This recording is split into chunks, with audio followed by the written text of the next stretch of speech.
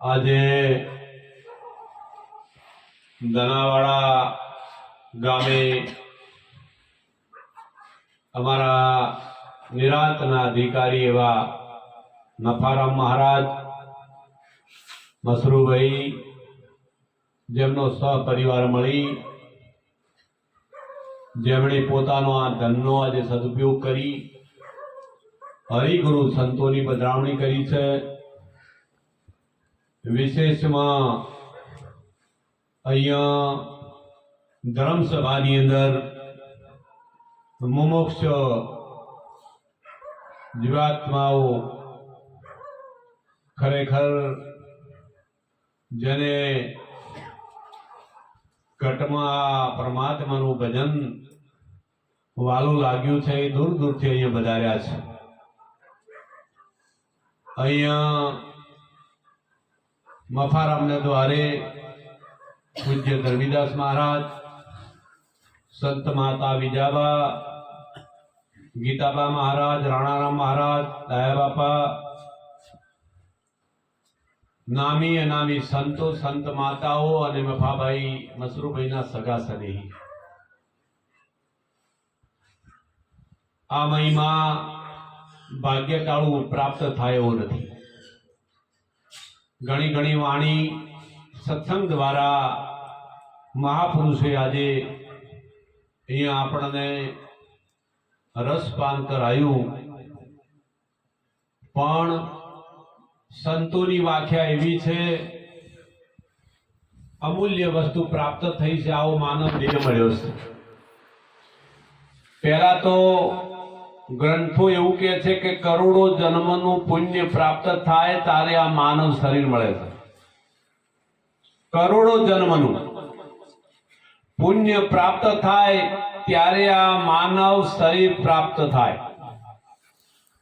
આવો ઉત્તમ ચાર ખોણીની અંદર મનુષ્ય દેહ દેવોથી દુર્લભ કયો છે। દેવોથી વને દુર્લભ અનુપમ સાધન જેવી રીતે ઉપયોગ કરીશો તેવી રીતે થઈ પણ શકે છે। આવો રત્ન ચિતામણી અવતાર મળ્યો હોય અને મળવા છતાંય આપણે જો આ વાત અધૂરી રહી જાય તો કેવું એવું પાપ આડું આવે છે કે સંત દેખીને શેટા ભાગે ને રોજ પાખંડીઓને પગે લાગે ને ધન દોલત ને દીકરા માગે, દિલમાં વાતો છે। ભારતના સંત જગતના જીવોને સતની રાહ માટે ખરેખર આહુતિ આપી દીધી છે। ચાર યુગનો મહિમાનો અભ્યાસ કદાચ તમે જાણી લો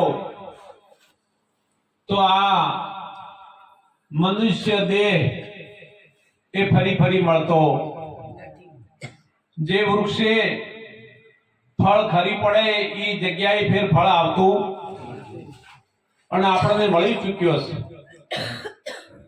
આવો ઉત્તમ અવતાર મળવા છતાં આપણા ભારતમાં એક બાજુ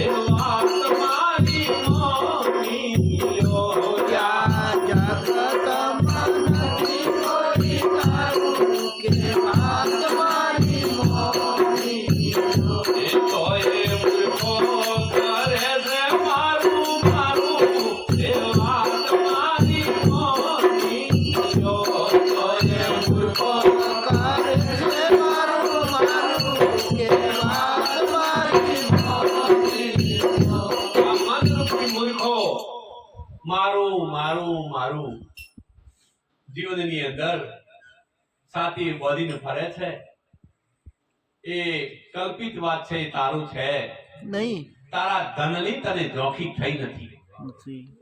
જ્યારે સદગુરુ મળશે ત્યારે તને આ સાચા ધનની પ્રાપ્તિ થશે. ત્યાં સુધી આ વાત સમજાશે નહીં. નહીં. અહમને ટેકરે સડીને બેઠા છે. હા, અધર્મને માર્ગે લોકોને દબાવે છે, લોકો પીલાઈ ગયા છે. હા, ધર્મને તોડે છે અને અધર્મી કહેવાય. ભારતની ભૂમિએ 4 યુગનો મહિમા બતાવ્યો છે જોરાભાઈ.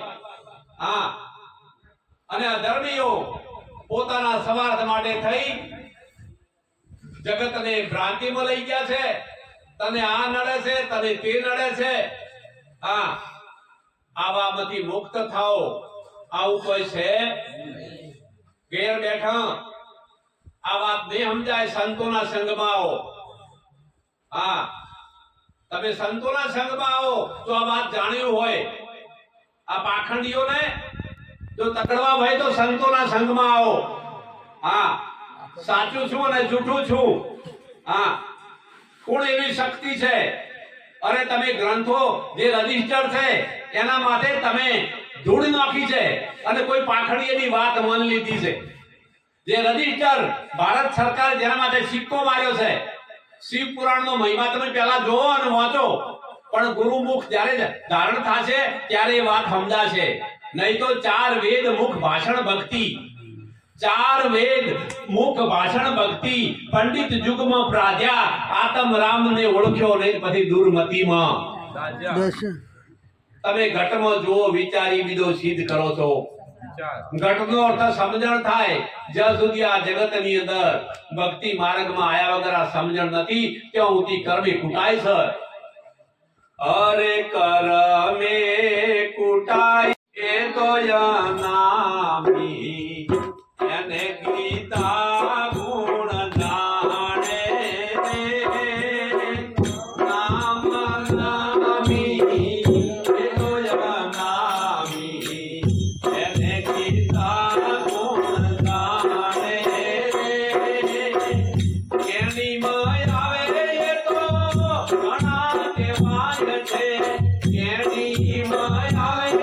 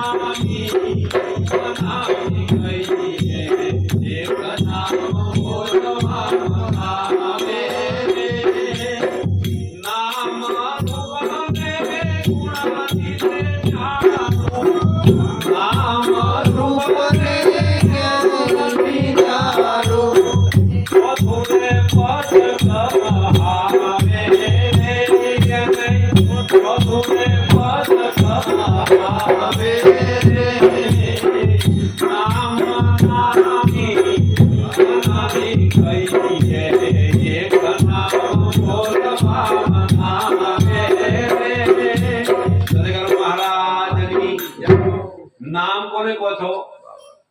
તો બોલે તેની. નામી કોને કહો છો? તો અનંત. હા, નામ નામી અનામી. અનામી કોને કહો છો? તો આત્મા કેવો છે? અનામી. હા, આત્મા કેવો છે? અને આ દેહ કેવો છે? એ અનામી છે. જય ગુરુ મહારાજ. અનામી ના કરમે કુટાઈ જશો રે સમજણ વિના. કરમે કુટાઈ જાજો રે સમજણ વિના. કરમે કુટાઈ જશો રે સમજણ વિના. મર્યા પાસે ભૂત થાજો રે સમજણ વિના. મર્યા પાસે ભૂત થાશો રે સમજણ વિના. મર્યા પાસે ભૂત થાજો રે સમજણ વિના. મર્યા પાસે ભૂત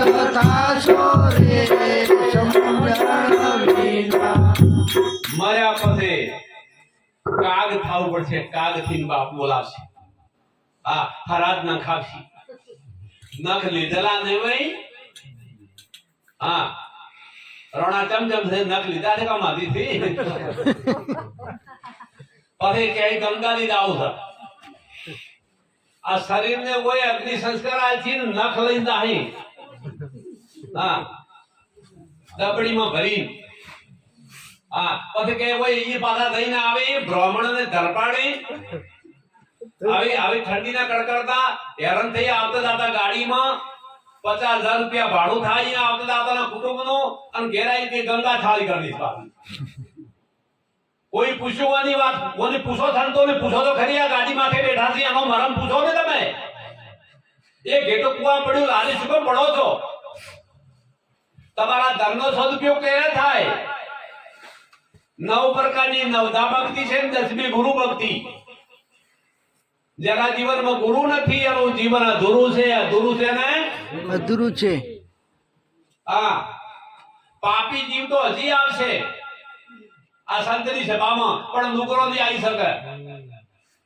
નુગરાને ન મળે આરો ઉગરવાનો, નુગરાને ન મળે આરો. હા, સતી જાડેજાને ગુરુ હતા તોરલ કે કદાચ કોઈ પાપી છે ને તો હું તારીશ. એ જાડેજા પણ નુગરો મારાથી તરે એવો નથી. જાડેજા પાપી હતો, હત્યારો હતો, પણ છતાંય સતી તોરલે એને પાલમાં પીર બનાવી દીધો. તમે કરોડો કર્મ કર્યા છે, પણ ગુરુના ચરણે જાઓ તો તમારા કર્મમાંથી મુક્ત કરી દેશે સદગુરુ મહારાજ. હા, આવો મહાન આપણા ભારતના ઋષિ મુનિનો યોગ છે. અને આ યોગની અંદર કદાચ જોગ થઈ જાય. હા, એટલે સંતે કીધું છે એ અખંડ નામનો રે સ્મરણ થાય છે રે. અખંડ નામનું રે સ્મરણ થાય છે રે. એ અખંડ નામનો રે સ્મરણ થાય છે રે. અખંડ નામનું રે સ્મરણ થાય છે. એ કોટી કર્મો મારીને કાખ થાય છે રે. અખંડ નામનું રે એ ગુરુ બોલે ઉદય ગુર. થાય છે. જ્યારે ગુરુનો બોધ ઉદય થાય, તમને પેલા સમજાવે વસનાજી. ગુરુ ચરણે જો એટલે ગુરુનું પદ કેવું છે? અવિચળ. ગુરુનું પદ કેવું છે? અવિચળ. એકવાર આવો ગુરુના ચરણે ખબર પડે કે ગુરુનું પદ કેવું છે. ગુરુનું પદ કેવું છે? કોઈ પ્રકારનું પાખંડ પણ ભારતમાં ચાલે છે. તો સંતો એવું કહે છે કે જીવન જોબન રાજ ધન અવિચળ રહે ના કોઈ, જાएगा સત્સંગ में आधी घड़ी तो આ જીવન का फल. ઓય. પણ આ પિંડેથી માની કુખમાંથી ઓને બચાયો અને એ માયામાંથી મુક્ત કર્યો ને બ્રહ્માંડની માયાની અંદર ઓને મોહ કરી અને પાછો એની અંદર રચો પચો રહીને આ જીવન પાછું જોડ્યું નહીં. આવો અમૂલ્ય દાવ મળવા છતાંય આ મૂર્ખે આ વાત જાણી નહીં. અરે એવો ભાગી રે કોણ છે રે, એને ભજન ન ભાવે એવો.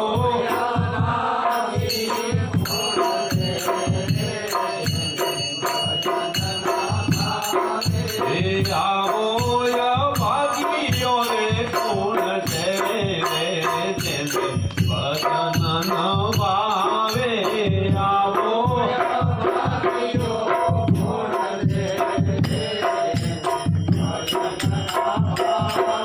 એ ભજન ન ભાવે અને ઊંઘ ઘણી આવે.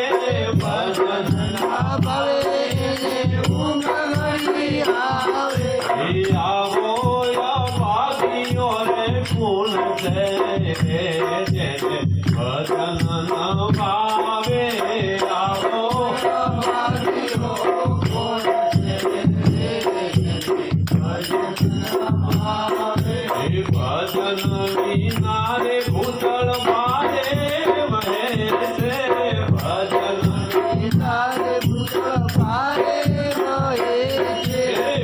ભજન વિના ભૂતળ પારે વહે છે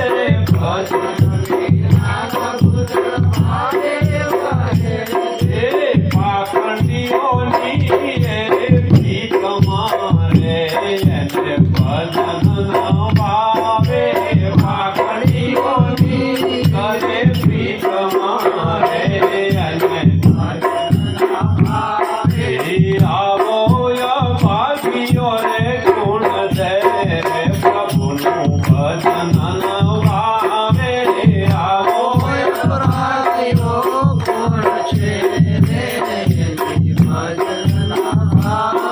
એ ભારતની ભૂમિએ સંત ચેતાવે ભારતની ભૂમિએ એ ભારતની ભૂમિએ સંત ચેતાવે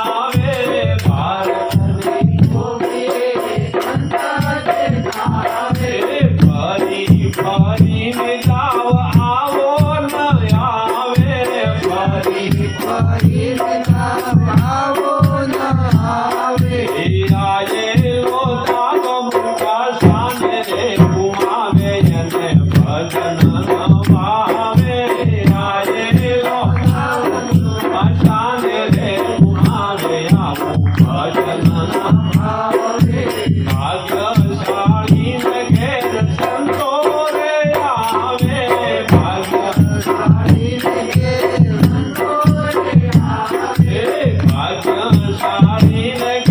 સંતો રે આવે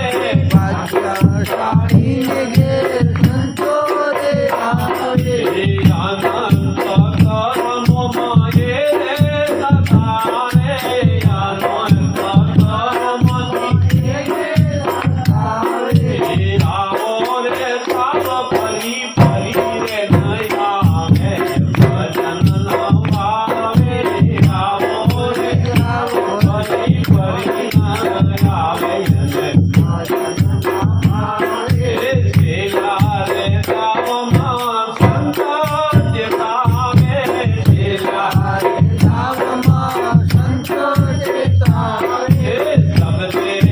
સબદે અને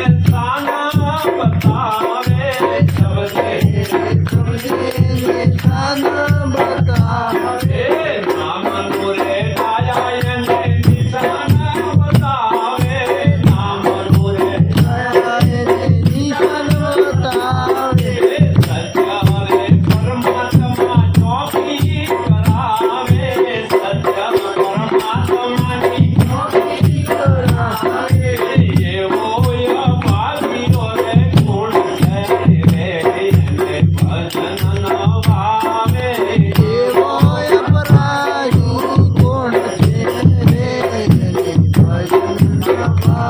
અરે આવો અપરાધી રે ગુણ છે રે પ્રભુનું ભજન ન ભાવે આવો